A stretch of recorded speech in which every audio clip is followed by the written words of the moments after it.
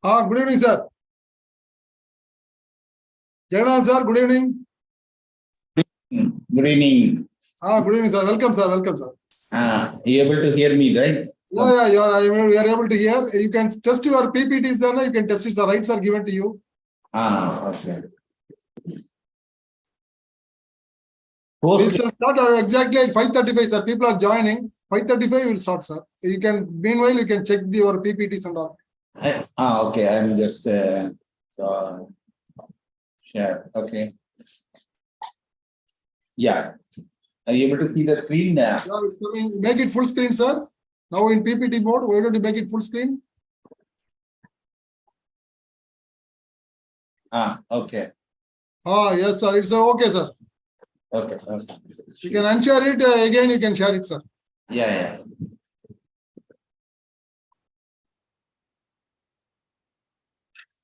We shall wait up to 5:35, sir. 5:35 will start. Right. No problem. Right. Thank you. Thank you. Just check the video. Yeah.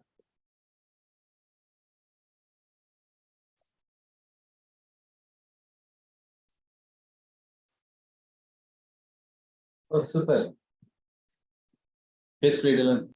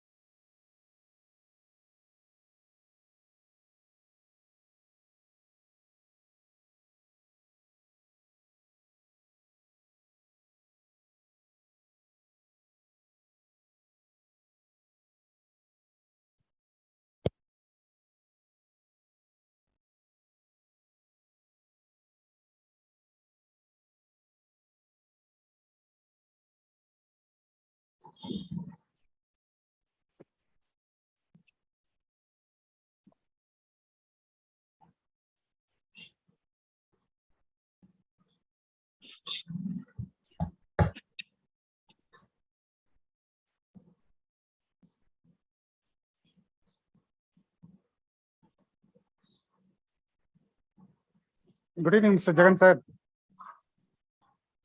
Good evening, sir. How are you? Fine, sir. Good evening, sir. Good evening, sir. Yeah. Saravana Kumar, sir. Good evening. Good evening to everyone. Good evening. Good evening, sir. Good Sampath evening. Kumar also joined. இனிய மாலை வணக்கம். Good evening, sir. இனிய Good மாலை evening, இனிய மாலை. வணக்கம். So Sampath Kumar also joined, I believe. Yeah, Good evening, good sir. evening, Sampath.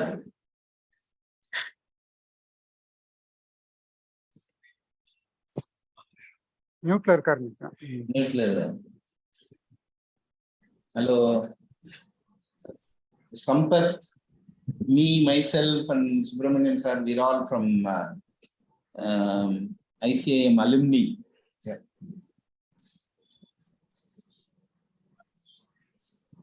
Mr. Sampath, and hopefully we will have other people also, sir. Oh, okay. Sampath ஒரு இது இல்ல, மைக்கே இல்ல. Sampath is in mute. இல்ல, mic சிம்பிளே இல்ல. என்ன simple?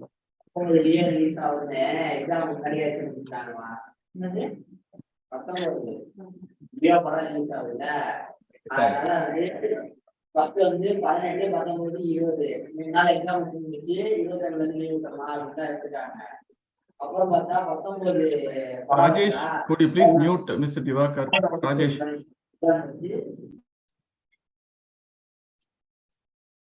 Thank you, Rajesh.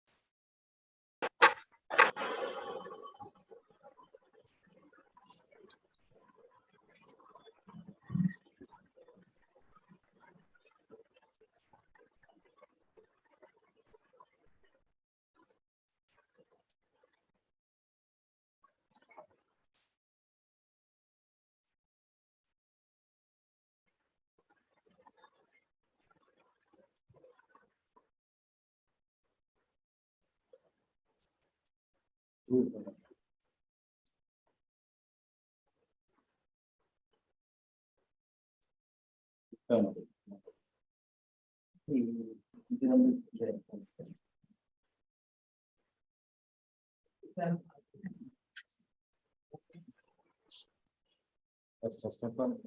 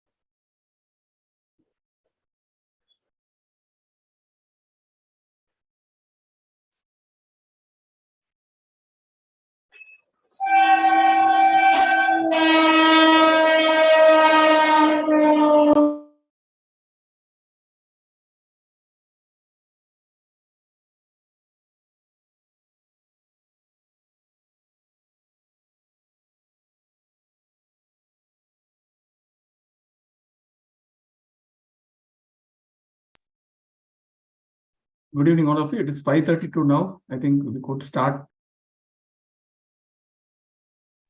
Sir, we will start at 5:35, sir. Exactly. 32, Perfect. 35, we'll start. Okay, People are So- joining. Just wait for 3 more minutes, we'll start. cool. Thank you.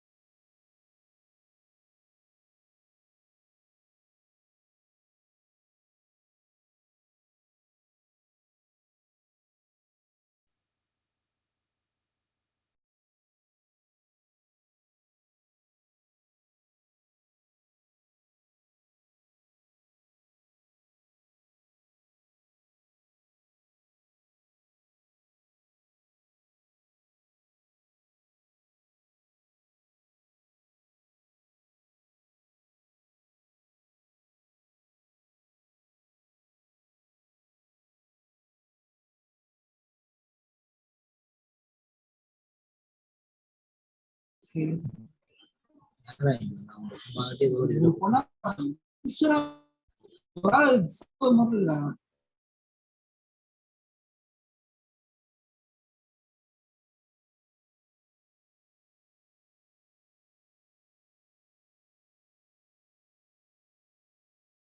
sir. It is 5:30. Sir, we will start the program, sir. Okay. Yes, please. Yeah. Kenan sir will start the program. Saravana Kumar sir will start the program. Sure. Sure, please. Yeah, sure. Happy good evening to everyone. Today we have an interesting webinar. That is, the topic is trends and learnings from ransomware incidents. That this topic is going to be held an expert speaker. That is expert eminent personality, Engineer D. Jagannathan, Managing Director, Future Calls Technology Private Limited, IT Infrastructure and Information Security Consulting Company, Chennai. Sir, we are very much thankful and for accepting our invitation to deliver a talk to our members, sir. Thank you so much. And we also welcome you to our, very much happy to welcome to our platform, sir. In G20 series, MIT, that is Minister of Information Technology, Electronics and Information Technology. This is our 9th program to propagate about cyber security through our CSA ambassador for Tamil Nadu. That is Mr. R. Saravana Kumar, Vice Chairman, Kovai CSA chapter, and former Director CTS. Not only that, I thank our previous sir who is made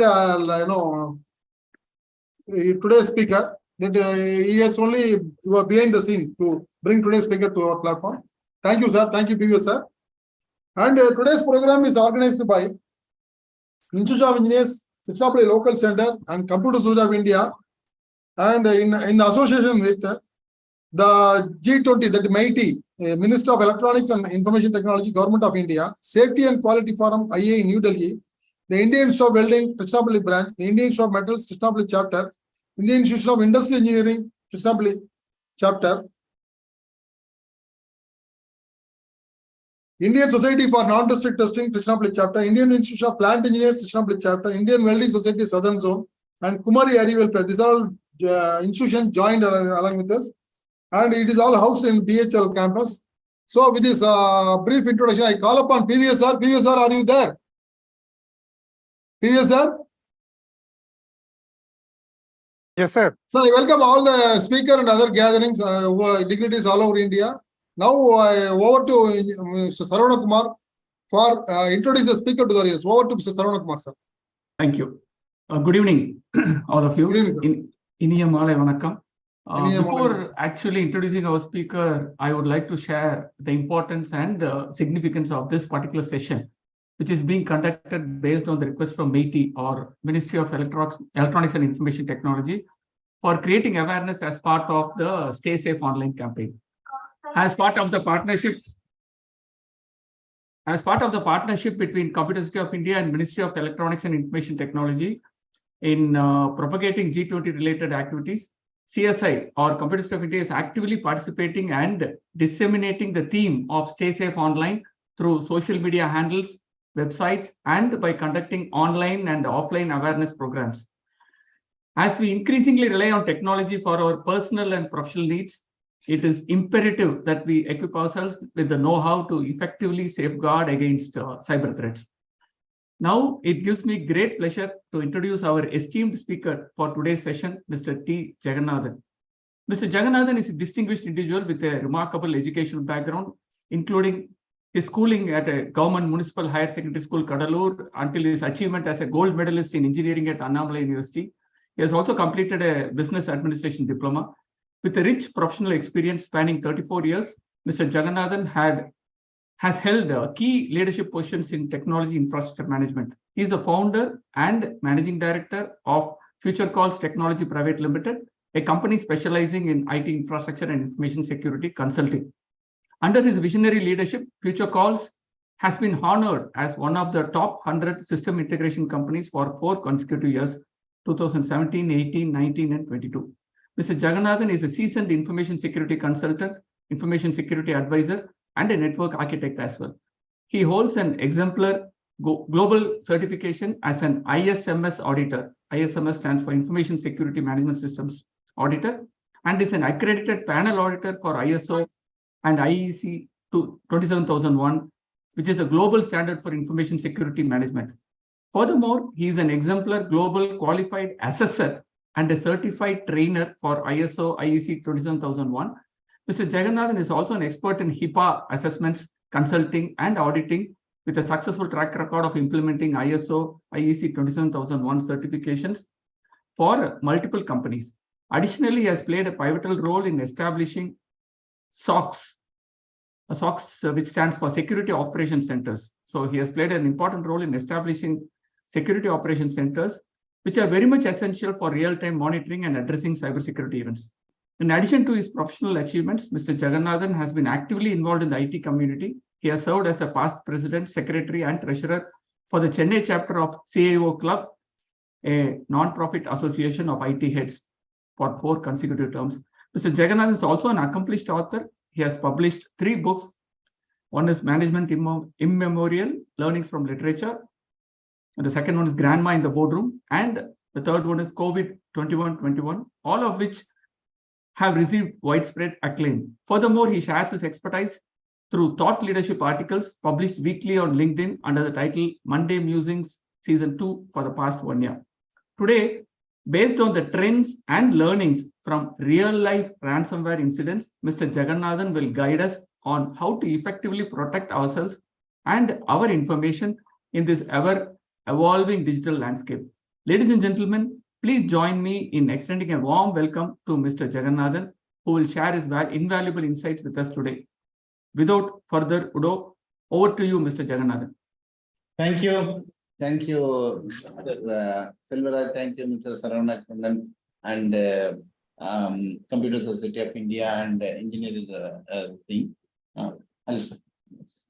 So thank you for inviting. It's a great opportunity. And also thank you, Mr. TBS, Sampath. We're all from the same community, same alumni. Thank you for giving the introduction. So first, before getting into the presentation, before sharing the presentation, I just want to set the context. Hope my audio video is clear. Just set the context as Mr. Saravanakumar introduced. This is basically on the experience, my experience handling few ransomware. Incidentally, luckily or unluckily, I had the opportunity to work on few big ransomware incidents as an investigator, recovery and remediation for few clients. So when I was doing it, I looked at the forensic investigation and then recovery and remediation. I'm able to understand or link, connect, and decipher some trends, certain trends over the last few years. So that's why I've taken few case studies over the last 2 years. And based on that, I created a model and see how the ransomware incidents currently work, so that we can effectively protect ourselves. Okay, so the model is more out of curiosity. I'm happy to share the model with all of you. And it's very appropriate that it has come as part of G20. I came to know that this is coming as a part of one of the G20 initiative. So it's and also more importantly, this is coming in October. Many of you would know that October is generally recognized as a Cybersecurity Awareness Month by CISA in USA. That's a practice started. So nothing wrong in we also adapting to that. So it is coming in Cybersecurity Awareness Month, and is core and core technical and core cybersecurity awareness presentation today. Okay, that is going to be the topic of discussion. So let me share and then start the presentation. Yeah. So in terms of timing, I hope this is for, so we have another 45 minutes. Am I correct? So Selvaraj, Yes. Yes, sir, you can take it, sir. Take a little bit more 1 time, 1 hour sir. you can take it. Yeah, 45 minutes I'll take, and then questions. Okay, sir. No, go ahead, sir. Go ahead. So as I said, I've taken about 5 ransomware incidents. These are all, as Mr. Selvaraj said, it is all real-time happened incident. The first 2, so that the landscape of last 2 years, I wanted to take it. So the first 2 are basically from the reports, what it's well-known cases, well-known incidents from the various reports in the public space. Okay, I not worked in this first two cases. The last three cases, 3, 4, and 5, I had the opportunity to work, so I know the inside out of those cases. But the first two cases, based on basically they are the well-known big incidents in India, and from whatever information I could gather, more or less these are all validated information. So, so this first to start with, there is an incident, Oil India case study in April 2022. Oil India, it's a public sector, and it intimated that some malware infection followed by a demand for ransom. In that case, it was a demand for 57 crore. Okay, was observed at field quarters. This is Assam location in Assam. So that's where their headquarters. So server, network, and other related services of the company were affected. And what was reported is, as I said, I don't have a first-hand information. This is based on reports available in the public space, public domain. They engage the services of specialized company for analysis and recovery. And the attack started in one of the workstation, basically one of the PC in geological and reservoir department, and it has spread to the servers. Had to shut down the network. Drilling and production work were unaffected, but the network was shut down. IT has come to a standstill. Data saved offline until recovery, but the drilling and production work were continuing offline mode, and it was stored offline and then updated, etc. Report indicate that this again, wherever it's not a confirmed validated thing, I have given sufficient disclaimers also. There is a report which I could see claim that there is a Russian malware. If it is wrong, don't question me. That's why I said report claimed that a Russian malware planted on a server in Nigeria was used for the attack, but it's there in multiple reports. So hopefully it should be the valid report. It took 10 days for recovery. Okay, so that is what is this case study. Full analysis couldn't get it in terms of where it originated, what was the forensic report, etc. So the second incident, very, very big incident, many of you would have heard. AIMS, there was a second attack also. This one, whatever I am listing here, is the first attack of AIMS. Okay, in November 2022. Earlier one was April, and this is November 2022.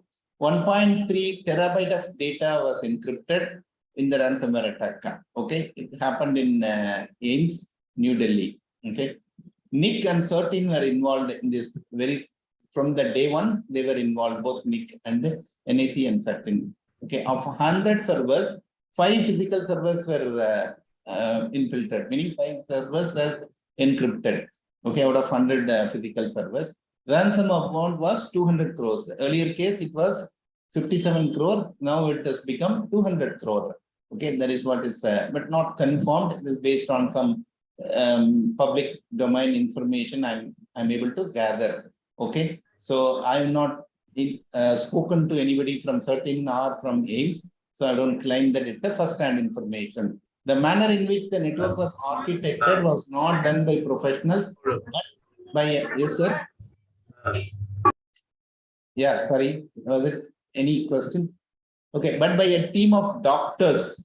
There were too many loopholes in the network, and it was easy to get into the network. This is not what I am saying. This is what reported in the press conference itself. Okay, so that is what said. It was not done by professionals, but by a team of doctors. So the loopholes were there in the network. That was what exploited. It is there in the press report itself. CERTIN probed and revealed that the attack. I hope you know CERTIN is part of MIT, so you would know it's coinciding with whatever this G20 topic here. So CERTIN probe revealed that the attack caused due to improper network segmentation. Okay, Minister of State IT has reported it in the Parliament itself. Okay, so that is what was the report from CERTIN. Data has been retrieved from an unaffected backup server. So the backup server was not affected. This is also reported in the parliament. So this must be genuine information. Carried out by Chinese hackers as per a report in IEI. So must be genuine Chinese hackers. Personal details of millions of patients were at risk. Okay. Suspected to have been stolen, suspected to probably leaked, whatever it is. This attack prompted the government to formulate a national. This is what is the trigger for the government to initiate. Even I think this G20 initiative could be one of the triggers from this. Government to trigger, formulate a national cybersecurity. This is a awakening call. Okay, that is what I would consider. A national cybersecurity response framework was being formulated. Okay, this is record second time on June 2023. Second attack, one more attack. Okay, on the same aims, but this time it is reported that the attack has been identified well in time and has been neutralized because the controls were much better than the earlier attack. Okay, this is the two case studies where I was not directly involved, but information is based on reliable, available, reliable information. Okay, so the third one is where I was directly involved. But the problem is because I was directly involved, I don't have the luxury to tell you the name because of NDA commitment, but I have all first-hand information. Okay, so Sampath knows it, but anyway, we will keep it. So all servers, excluding an email server which was there on the on-prem, other than the email server, every other server, incidentally, the email server was a Linux server, but all other servers, Windows servers were affected. 81 desktops infected. It was a Black by 2.0 ransomware. This happened in January 2023, just 2 days before Pongal festival. I don't know whether it was the design or incidental, but it just happened 2 days before Pongal. Okay, none of the laptops got affected. They're all fine laptops. Malware spread to the HO, where all servers were hosted on-prem, on-site, and a branch office in Chennai. 2 branch offices, Bangalore and Delhi, not affected. Don't try to connect all the things and then try to make a puzzle to identify. Just leave it as it is the information. Backup was in LTO 5, and all backup tapes were there in the drive during the attack.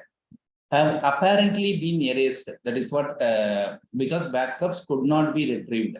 The backups were not properly there. So some damages happened to the backup also. But unluckily, all the backup tapes were there in the tape because it was a backup time in the night and this incident has happened. So almost like practically nothing could be restored from the backup. Okay, that is what I highlighted also. All applications are running on-prem, nothing was cloud, nothing was into the data center, everything got affected. Everything was down on one fine day, that's it. Data could not be recovered, no backup, old data.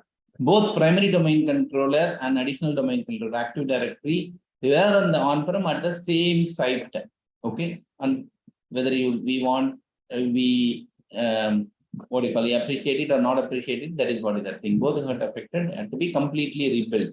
You would know, those of you who know about Active Directory know how painful it is to rebuild the AD completely from scratch. Okay, so totally it took about 30 days to complete the recovery. It was a major business impact. Complete recovery took about 30 days. It has to be completely recreated, all system profiles recreated, etc. The forensic investigation, we engaged the services of a forensic investigator, and the forensic investigation identified the report that the first point of entry was a remote access to a SonyQual VPN device using an admin ID which was configured as a single factor authentication. The funny part is this SonyQual VPN device has been purchased because it supports much better security controls, including multi-factor authentication. And every ID given to the users were all multi-factor authentication, except the admin ID. This is what is the problem. Many organizations they do. I find it in many organizations. That is the reason I highlighted here. We make all security controls, and the biggest loophole, biggest vulnerabilities in the IT itself, because we don't want to follow whatever the controls we preach. Okay, so the admin ID was every other ID was two-factor authentication, except few IDs used by the IT team was a single-factor authentication. That one of that ID has been breached, is what is the forensic report said. Other vulnerabilities exploited by the hacker to spread to such a big impact. This is a entry. That is where if you see the model, which divided into entry and then stay in the network and then impact.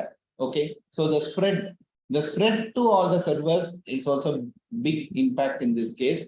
That has happened because lateral movement from one affected device, one affected server to all other servers and then desktops. The lateral movement was possible because two reasons. That is what were the investigation identified. One was remote access was enabled in the LAN network. One system, if you get in, then the ports are open to every other system, RDP ports, and it is little easier to from one system to spread into all other systems. And also unpatched and unsupported operating system. Old operating system like Windows 2008 was used, SQL 2008 was still being used. So this is what is found out.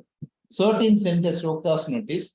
It's a very little funny thing. When I got in, it was already 2 days, as I said, after the Pongal and all, I got into the picture. So when I got in, the first thing I said that there is a requirement to report to 13. That is what is the guideline now it states. Previously, they have reported it to the cyber police, but they did not report it to the 13 because they don't know that. They were not aware. So I incidentally said that it is better to report to 13. So they reported it to 13. Now, I don't know what I would think that instead of condoning the delay, 13 has a requirement that within 6 hours it should be reported. They should have appreciated the 13 should have appreciated the sense of responsibility, and instead of, because there are many cases they're still not being reported. I know that. But instead, they said that it has happened 2 days earlier, but you reported it later. So why a show cause notice cannot be given? That's what incidental thing. Okay, so it's a manufacturing company. Fourth incident case study. Manufacturing company, naturally, the IT adoption may not be that good as a IT company or other industries. Okay, manufacturing company, Lockbit 2.0 is the ransomware in this case, in from Blockbyte. Okay, affected AD server, file server on. Mobile data. Sorry. Yeah. So affected as a AD server, file server, and an on-prem tally server also, which was used for accounting purpose. So only servers and the NAS device was used for backup. In this case also, the NAS also has been damaged. That also has been encrypted. The backup is also gone. In this case also, the backup was there in the same network, in the same premises, same site, same network, and all the backup was gone, including the tally backup. Everything was put into the, safely put into the everyday. People kept in the earlier case and in this case also. I don't want to reveal the name, but they have been faithfully taking the backup. Backup procedure is there. Every day they take backup. But when the crux comes, the crux situation comes, the backup was not of any use. That is what is it. In the earlier Ames case and Oil India case, they could recover from the backup. Okay, backup taken to a NAS device in the same network, so that also got affected. So they had to know that it was, because tally is an accounting backup, right? So they had to remove the hard disk, give it to Stellar, and using a low level sector retrieval, they had to retrieve some old data, which was, because otherwise everything else is encrypted, including the backup data. Okay, they have to give the hard disk, and they were managed to retrieve most of the data. Somehow managed. Such a painful exercise, but somehow managed. Okay, logs were not available in the earlier case also, and in this case also, for complete forensic study. Whatever the current log only was available, couldn't trace back to the older logs. But whatever in this case forensic study was done by my company. Earlier we engaged a forensic expert. In this case, we did it ourselves. So firewall log analysis pointed out that the incident happened in 1st of May, April Fool's Day, whatever, again by design or incident, I don't know, incidental, I don't know, but it no impact, no entry.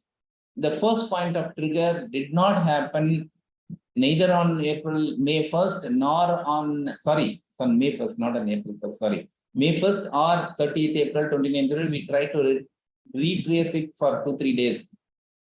All these 2-3 days, the server, AD server was sending, we noticed that, sending packets to a command and control server. And the initial hit did not happen during these 2-3 days. But beyond that, the logs were available only for a week. We couldn't trace it, the older logs. They did not store it. That is why Certain has now made it a mandatory. I find that it is very logical. They mandatory that 6 months it should be stored. But this was there only for a week. But it traced back for the up to a week. We only see that packets are going to a command and control center, which is server IP, which is the malicious IP. But we don't know when the first point of entry happened. Okay. So the AD server was open to internet without restriction and was again running a old server OS 2003 or something like that. Okay. So another incident which just happened 2 days back, even we still continuing to work for one of the client, just a very hot topic now, current topic 2 days back. Again, I don't want to tell the name, but because I don't even know whether it was reported also still. A data center service provider, it was a Crytox ransomware. Again, could not decrypt. All the 5 cases could not decrypt, and all the cases did not pay ransom also. First advice I always tell is that if we are going to pay ransom, there is no need for us to be in the picture at all. So we do not want to be there in the picture. If ransom has to be paid, we're not a broker, right? So no need to have a receiver call. You can make it. So in all the cases, including AIMS and Oil India case, I understand that the ransom was not paid. Backup was stored in another Windows server in this case also, but in the same network. I don't know why people keep doing this, continuing to do that. That is one point we need to. In this case, it's a very fresh event here. Backup was there. Again, they were taking backup. At least the earlier case was better. At least it was there in a tape drive, still got affected. It was there in a NAS, it still got affected. In this, a data center service provider, and is taking the backup and storing it in a Windows server in the same network. So I don't understand what was the logic. And the backup also affected. Okay, naturally, all data completely wiped out. Data had to be partially retrieved using recovery tool, SQL level recovery tool, partially only naturally. Recovery is still in progress. Forensic analysis not yet completed. I don't know whether they are trying to do it because the initial focus priority is only for recovery. So I need to know. Okay. So based on these 5 case studies, what I understand when I think about it, what I understand is trends to note. Okay. So unfortunately, I don't know whether this can be. Okay. Trends to note.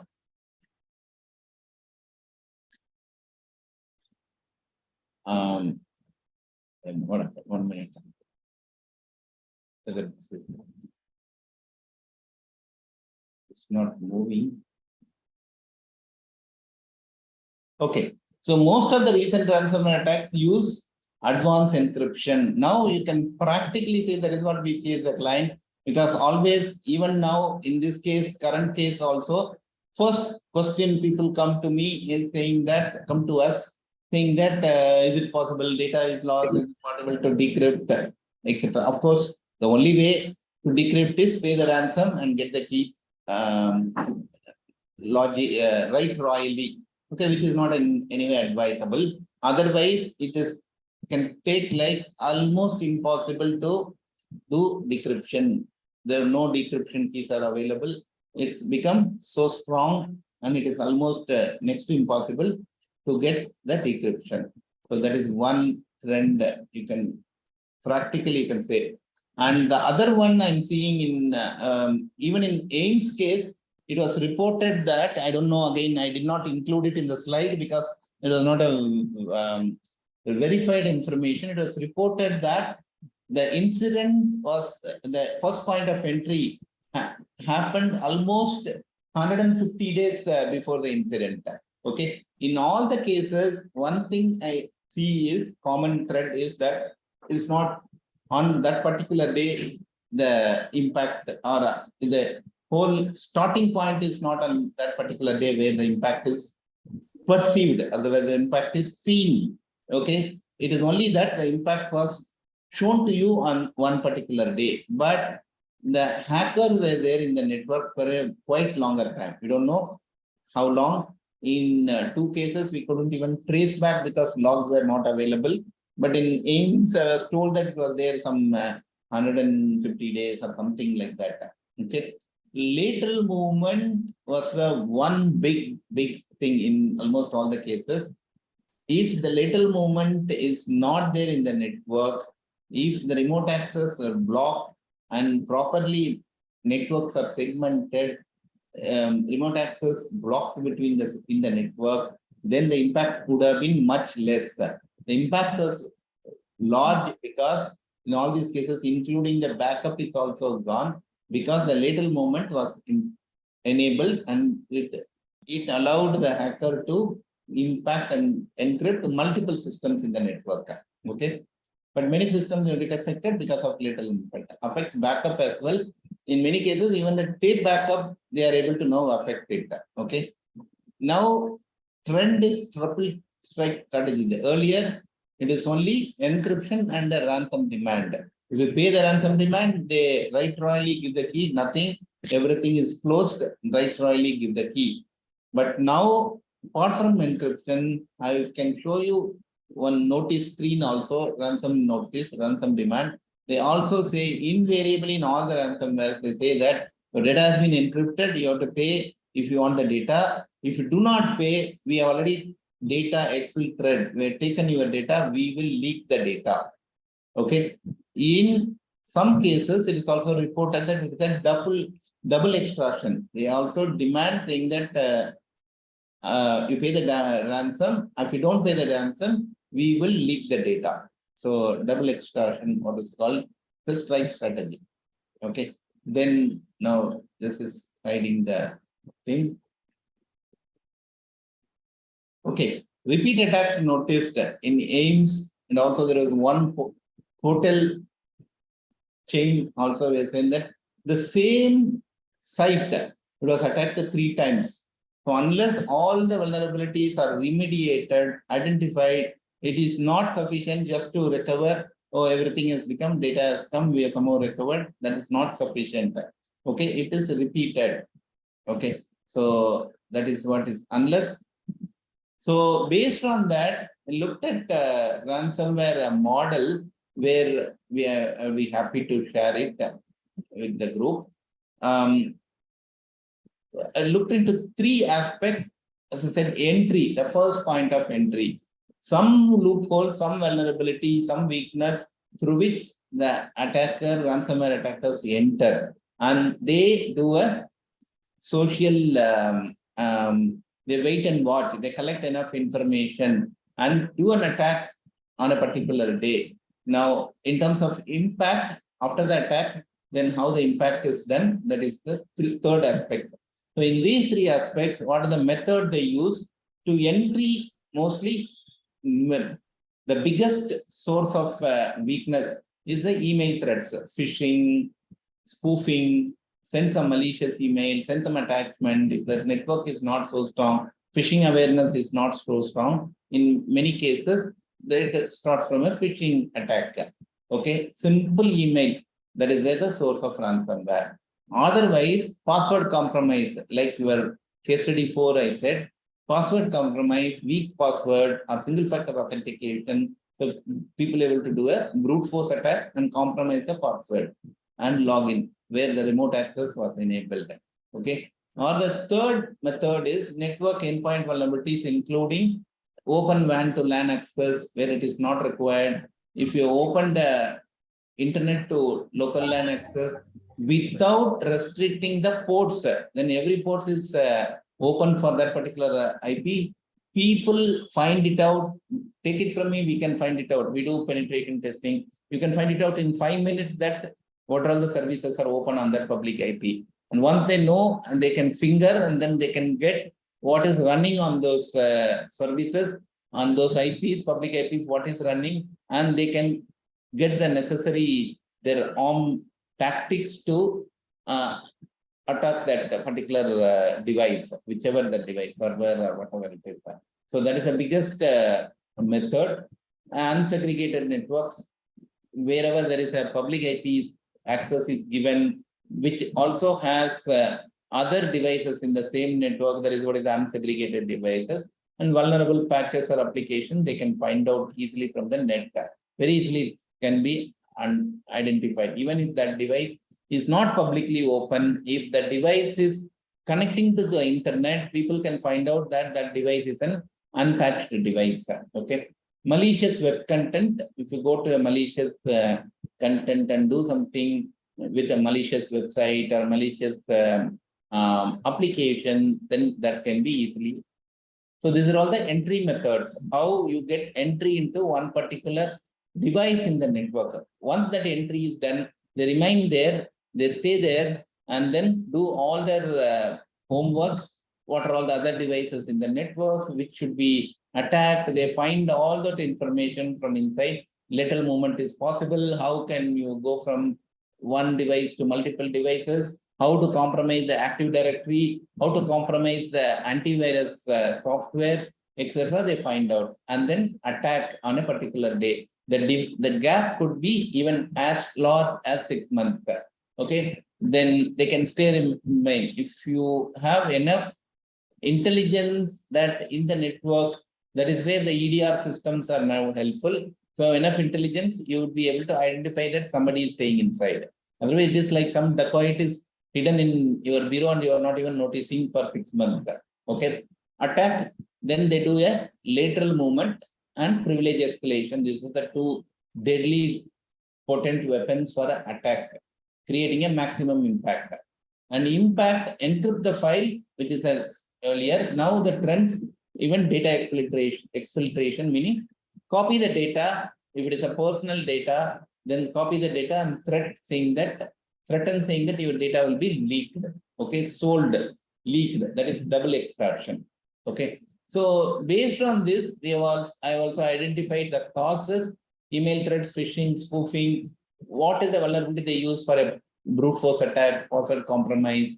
What is the vulnerability for a network attack and a malicious web content, lateral movement, unrated access within the network, etc., etc.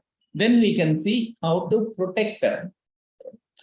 Being cognizant of the method, being cognizant of the causes, how do we protect ourselves to ensure that this is not used to enter into your network or spread into your network? So this is what is the model which has been prepared. So I'm sure we have shared this. It got a good recognition. We shared it with many clients. They're able to see that, okay, what we need to do it. It gives otherwise you give a list of advice, do this, don't this, we do assessment. Not many people are, you can do your own assessment and see where are you standing for all these methods. So if you see yourself, you can easily do it. Okay. This is just we've been listening a very technical subject, so little fun. So root of suffering is the attachment. The Buddha said, you can just prefix saying that root of suffering is an email attachment, because many of the attacks starts with, as I said, as simple as a very, very simple email which says that your invoice, that's all. Then it would be a malicious attachment. Okay, in terms of protection, move to EDR systems from normal antivirus, because normal antivirus, we know it's a signature based. So many cases we notice that the fact that the entry also could not be detected, the fact that the hackers were there in the system for more than 2-3 months could not be detected, because it's a simple endpoint security which can do only a signature based detection. The EDR nowadays is a behavior-based detection. There's an AI logic and behavior detection can find out, is able to find out such things if the hacker malicious is there. For example, simple thing, if there is too much of data being exfiltrated, the EDR will be able to find out, whereas EPS will not be able to find out. Patch discipline is a very, very important security patches that addresses the vulnerabilities. So timely patching the vulnerabilities, otherwise it is like wearing a torn cloth for a longer time. Okay, identify and remediate the vulnerabilities, firewall hardening, etc., to avoid the network. So this is again based on this model. Simple. So I just listed some of the things, but the model itself will talk. Okay, it will be able to explain very clearly. Block recognition systems. Recognition systems says, like as I said, if you leave your public IP open even for 5 minutes, people can scores of hundreds of hackers can easily find out what ports are open, what services are there, how to touch which service. So all the information they can find out. That's called recognition attempts. So block the recognition attempts. That itself can be blocked. Somebody trying to explore and find out can be blocked. That is called recognition attempt blocking. Okay. Modern new generation firewalls has a recognition attempt blocking available. Periodic phishing simulation, as I said, even though you put all kinds of technical controls, technical devices, software, simple phishing attack can overcome all these controls. So zone segregation, network segregation, multi-factor authentication, so that the password compromise is less. Password discipline, of course, web filtering, so that you don't give access to the malicious content to your organization, anybody in the organization, including the CEO. Many places, what I find is you put all kinds of controls. Naturally, there will be 2 policy statements in the organization firewall. Whenever we do firewall hardening reviews, we do that. We invariably find 2 statements will be there. One statement will say CEO's IP based on his MAC address should be your web filtering should be disabled. You should be able to go and because he's a CEO. And same thing for IT team. IT team will be in a separate VLAN, and that team should have all access. No web filtering should work for IT team because IT team needs to access the internet. So which is a very strong, wrong thought process. Okay, data loss prevention methods. Okay, so most important, backup is there, properly there, proper backup discipline is there, proper backup strategy is there. It would have been very, very easy. You would not have, whatever I have seen, 30 days recovery period could be done in 3 hours. Okay, where is 3 hours and 30 days? If a proper backup discipline is there, could have been avoided.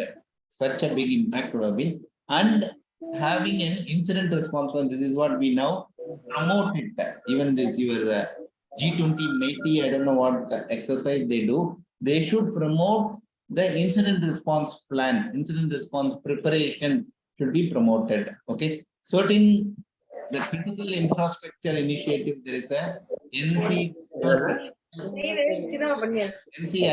project is there. They have incident response assistance, etc. They do that for critical infrastructure. Okay, so 3-to-1 strategy. This is what is the 3-to-1 strategy in terms of backup. This is what the ideal. Again, there is many customers they say this is too much. This is overdoing. It is up to. I said it is up to you. This is what the standard says. 3-to-1 strategy. 3 copies of your data should be there, including your online copy. 2 different media types it should be there.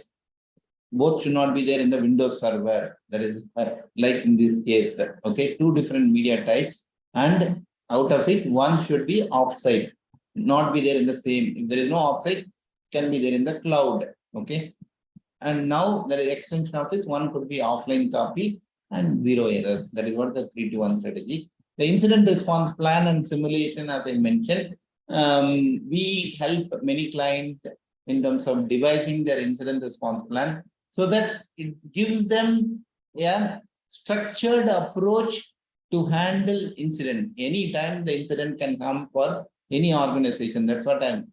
So don't be with assumption or false prestige or false thing saying that I will never get a ransomware. It can come it has come to ABB, it has come, so it can come for any organization.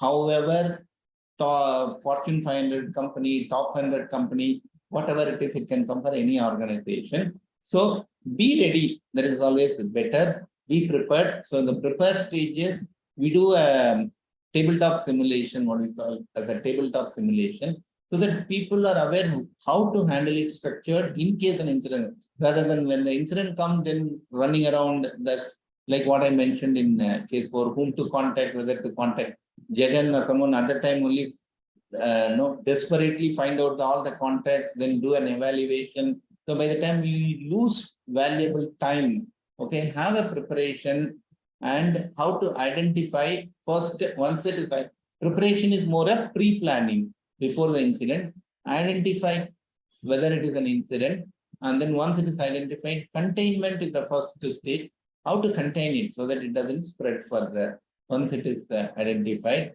during containment, there are certain things to be taken care of so that the forensic is not damaged, the evidences are collected, logs are kept, etc. Once that is done, only straight away jump into recovery is the wrong strategy. Containment, eradication, and then recovery, and based on the recovery lessons and learned, it is called a remediation, so that the second attack doesn't happen. So this is what is the phases structured approach, which every organization should have a structured approach how to handle these incidents in case it happens. So it prepares the stakeholders. We even say as part of incident response, you have to form the team, cyber incident response team called the CART. You form the team, brief the team, prepare and do a simulation, check, measure, verify whether everybody understood the simulation, etc. Okay. Preparation is in terms of policies, forming the team, briefing the team, clearly laying down the roles and responsibilities, doing a simulation and implementing controls as per whatever the model I have given. Okay, identification is proactive review, incident reporting. How do you quickly identify that it is an incident or not? Okay, it's a false alarm or it is an incident. How do we report whether, so that we can quickly, without wasting time, identify that there is an incident and trigger, start the clock, right? That is what is the identification. Containment, preserving the forensic. Containment doesn't mean just removing the network alone. Everything is included, that including preserving the forensic evidence. Without that, don't damage anything. Okay. Analysis, restoration, eradication is removing the malware, but the recovery is much more than that. Analysis, why it has happened, restoration from backup, restarting the services, communicating to the clients, everything included in the recovery, and lessons learned so that you can remediate. Okay. So, and it does go back into the loop. So feedback loop should go into the preparation. The lessons learned should go into the preparation. So this is essentially the ransomware. I thought I'll just introduce one more slide. This will be the last slide. This is again a proprietary model developed by me for a phishing identification. It's called Fabulous trick. You can remember Fabulous. How to identify this is, we use awareness sessions for our clients. How to identify a normal mail from a phishing mail. In spite of doing so many things nowadays, you will see it in the TV ads also. It has come in TV ads. Organizations like Google also putting, certain is making a lot of efforts. MIT is doing a lot of efforts in terms of phishing identification.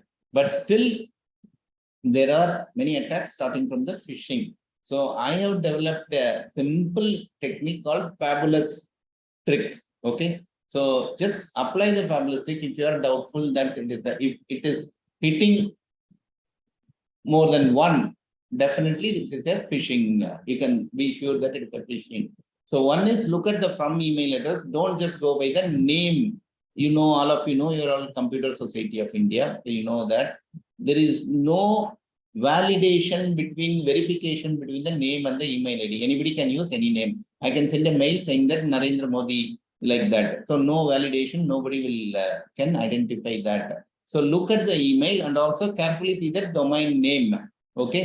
So the domain name, there could be cheating in terms of just changing one letter. We do the simulation like that. Okay. Attachment, as I said, simple attachment, you will say your invoice, your coupon for gift. So any attachment, if you do not expect it, unexpected attachment. So how to prevent it? Use a preview option instead of opening the double clicking straight away from an attachment. If you have some doubt, doesn't look like an expected attachment, use a preview option. In the preview option, scripts like macros don't get executed. Most of the ransomware attacks now come from the macros only.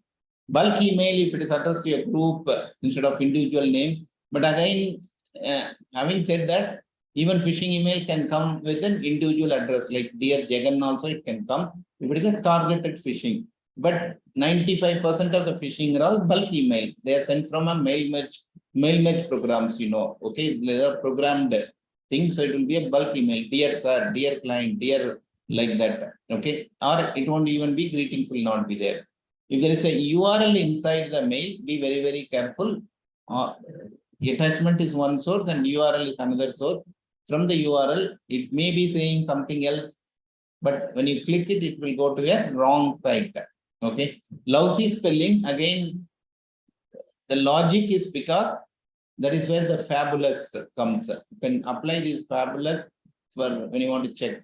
Lousy spelling, because many of the phishing mails, generally, again, I'm saying generally, I don't want to make it as a thing. So many of the things generally comes from non-English speaking countries. Okay, I don't want to name any country where English is not the mother tongue. Okay, so many phishing I have seen that email.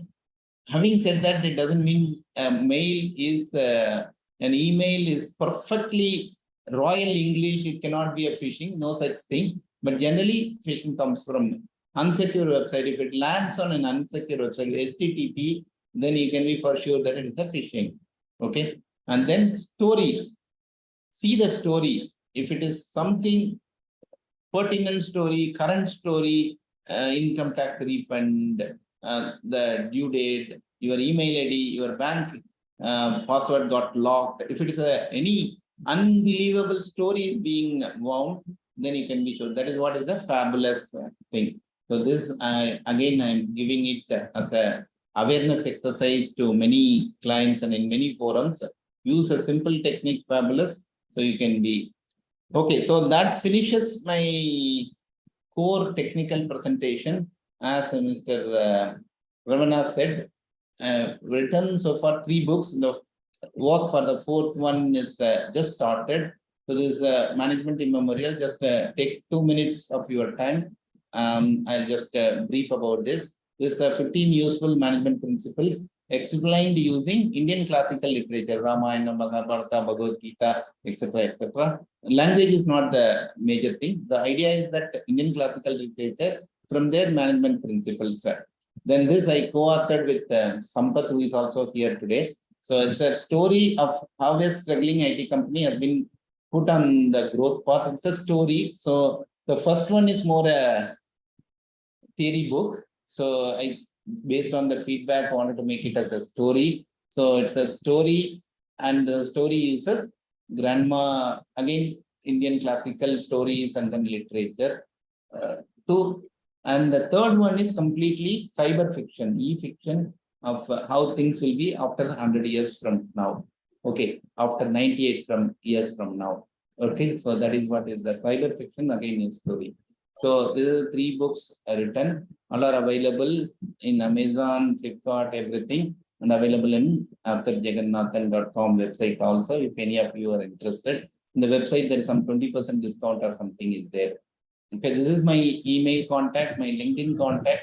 As was introduced, I do a weekly newsletter. This is again on the same concept, management principles, self-development, motivation, using Indian classical literature, Bhagavad Gita. Right now, I'm running a series on Bhagavad Gita. Before that, on Valmiki Ramayana.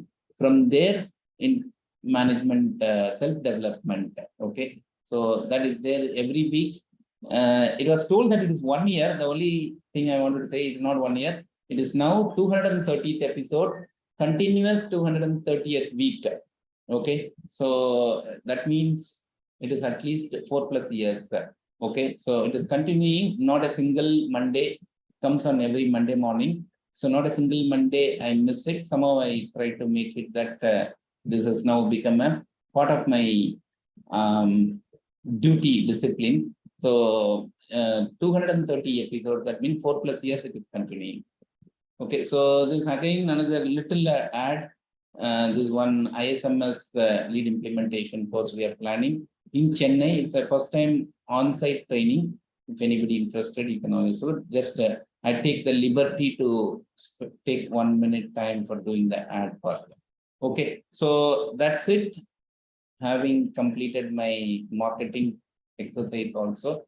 So I will come back to the any question. Hi, Sir Palani Velu. Yes, sir. How are you?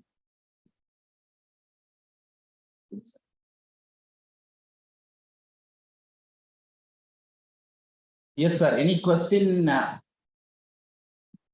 I will share the PPT, no problem. As I said, this is more for an awareness exercise only. This is not for my, this whatever, the presentation is not for my marketing or not for my commercial use.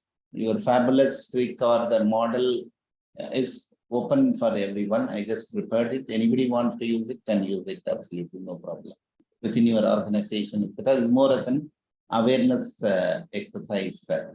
Very appropriate that it has come as part of the mighty G20 thing. I try to do it in social media without, I never gone into any seeking any official forum or anything, but it can be used. I will share it with Mr. Selvaraj. You can, I'll share the presentation.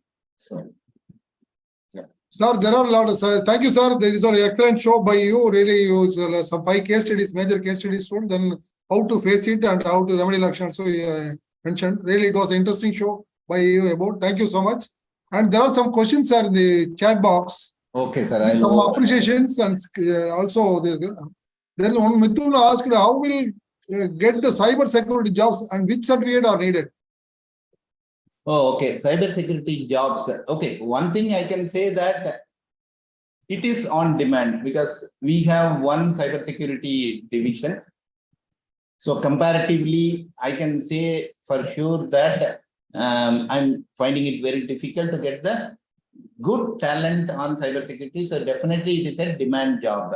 So that is for sure.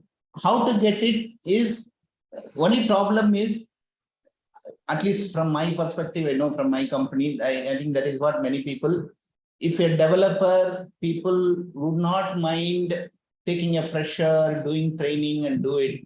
But we do not think of that when it comes to cybersecurity, because we can leave the cybersecurity job or assessment to a person only if we are confident that the person will be able to handle it. So we would be looking at some skill set, some experience, at least that is what I would think. And I think that is what every industry also, every other company also will look at it. So equipping with some cybersecurity skills, it can be any kind of course. It's not a one particular course. There are many things are there and some experience on the cybersecurity. Only then we get the confidence to even take also cybersecurity.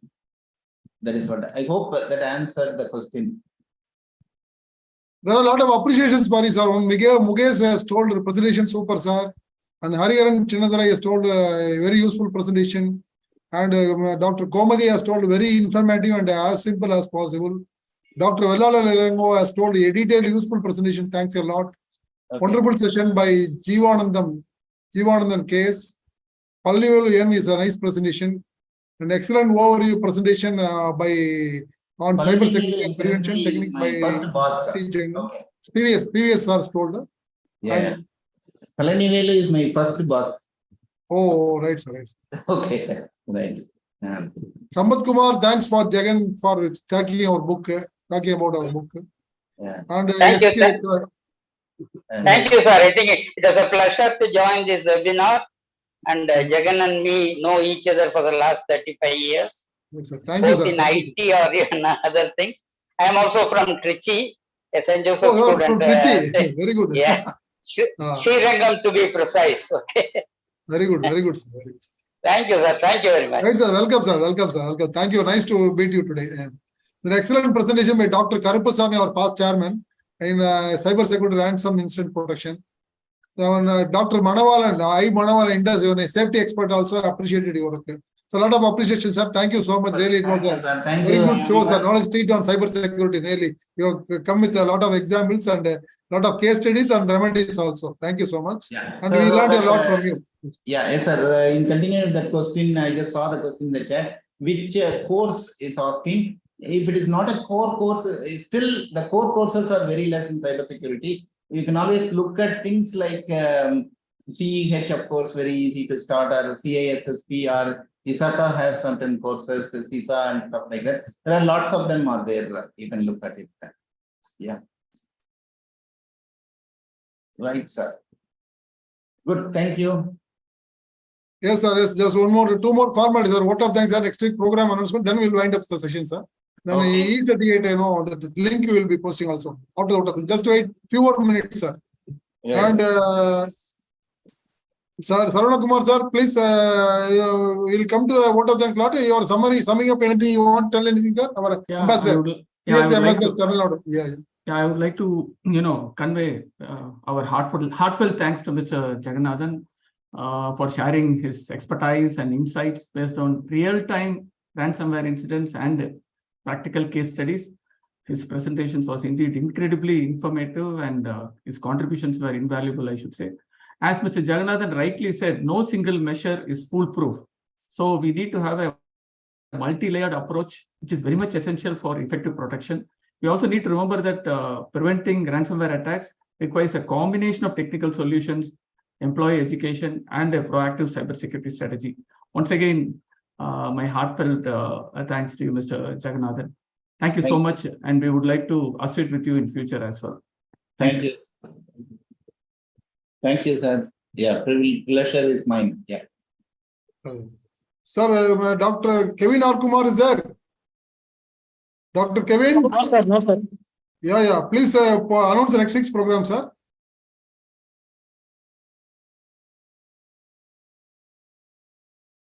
Dr. Kevin is there. No, sir. He's not here. He came in between. He came. 1 minute, 10 minutes. I'll tell. Just 2 minutes, sir. 2 minutes. Yeah.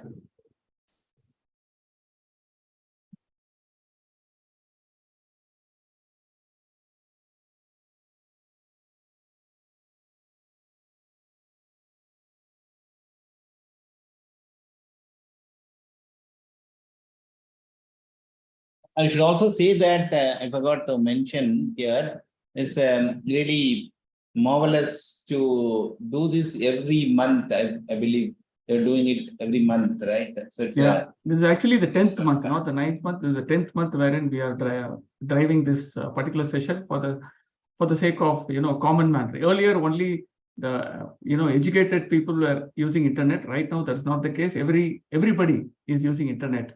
So we need to ensure that as they are using internet, they should be aware of the challenges that they might face in the virtual world. So that's why we are conducting this Stay Safe online campaign. Anyway, thanks for being a part of it. It's good. It's heads off. I know how difficult it is to do it every month, month after month. I know it's difficult because I know I'm doing that for the weekly posting. So it's really great job. So we ensure the Trichinopalli Local Center for the past 3 decades. Every Tuesday we conduct this program, sir. Technical programs in all 15 disciplines: mechanical, electrical, civil, computer, everything, IT, everything, architect, marine, and all. This continuously. Before pandemic, it was in physical mode. Now after pandemic, we have gone to, because participation and the speakers can be anywhere of the globe, and participants also anywhere of the globe. We are continuing this 198th program today. Today is 198th virtual program. Yeah. Every week on different topics it's conducted, yeah. but every month we are doing it focusing on cybersecurity. Oh, every week one program. That is. Yeah, every week one program in engineering technical nature. This one. Oh, All the 15 disciplines. okay, great. So I'll announce the next week's program. And next week's program is we are going to celebrate World Standards Day. The speaker is going to be Dr. Raghupati Runi Bhima Rao, former Chief Scientist, Mineral Processing Equipment Department, CSIR, IMMT, Bhubaneswar. So I request all of the participants and other invitees to participate in next week's program. We will announce through our WhatsApp as well as through our email. Sir, Sarvana Kumar sir, I will call upon you for proposing vote of thanks, sir. Please propose vote of thanks, sir. You already conveyed the vote of thanks. I could convey. I mean, on behalf of G20, I mean, would like to convey our heartfelt thanks, Mr. Jagannathan, for taking time away from his busy schedule and agreeing for this particular session. And he has indeed shared not only it was not just a session; it was based on the real time or the actual ransomware incidents and the various case studies. It was really useful, informative, and I'm sure that all the entire audience would have been benefited out of it. And as I told earlier, I think for preventing ransomware attacks, we need combination of so many things like technical stuff, employee education, proactive cybersecurity strategy, etc., etc. So thank you so much once again. Thank you. Right, sir. Thank you. Thank you, Mr. Sarvana Kumar, sir. Thank you. Thank you, Mr. Jagannathan, sir. Thank you. We will keep in touch, sir. Thank you so much for your sparing your time with us. And really, it was very, very much useful for all of us. Thus, we got a lot of insights into cybersecurity, sir. Thank you so much, sir. With the permission of you, we will say good night to everyone. And the feedback link will be posted. All are requested to fill it, and you will get your e-certificate in your inbox.